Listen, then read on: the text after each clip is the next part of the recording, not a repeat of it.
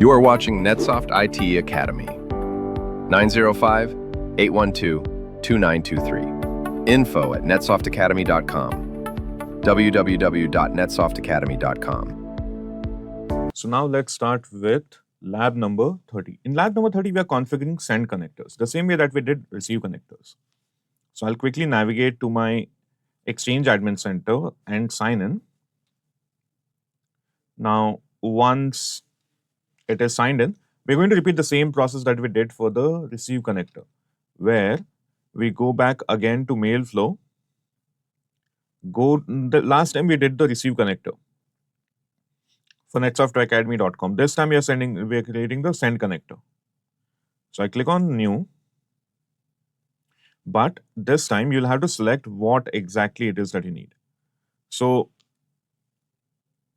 make sure that the domain is set, the new send connector is set for NetSoft Academy, and without the spelling mistakes,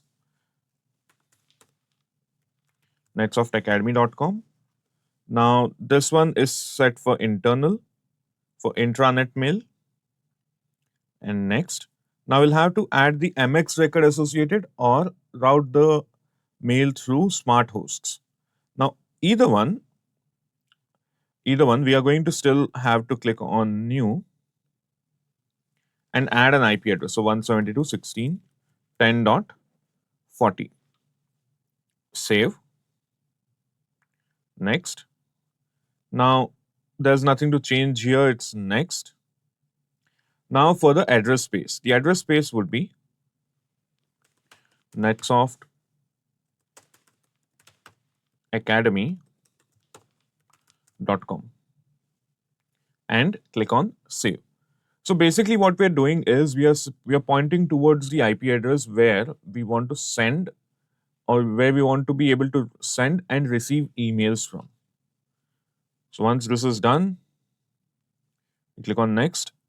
And for the source server, we're going to click on new, select our server here, click on add, OK, and finish.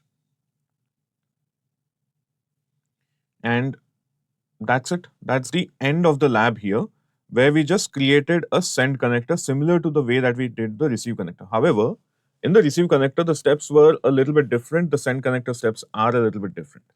So keep that in mind and stay tuned. I'll see you in the next lab. Thank you. Thank you for watching NetSoft IT Academy.